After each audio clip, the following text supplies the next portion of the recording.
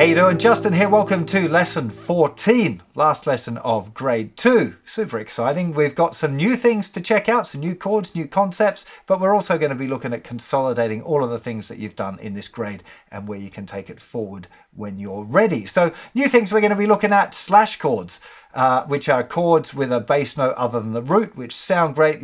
Something you're definitely going to come across as you're learning new songs. Nothing to be afraid of, and they sound really cool. We're going to be looking a little bit at playing without looking. We're going to be looking at playing without looking.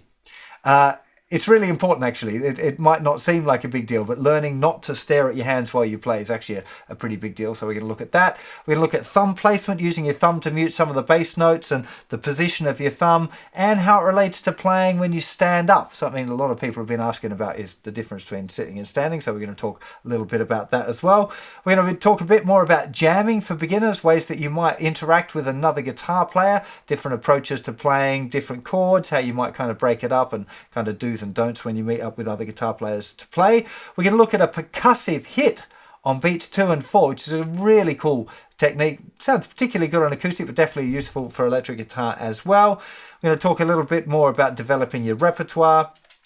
And as a little special bonus, we're going to look at home recording and why learning to record at home. Are you all right there, Ziggy? Why learning to record at home is such a great thing, and there's a lot of benefits to it, but we'll get more into that in the lesson itself. So let's get stuck in.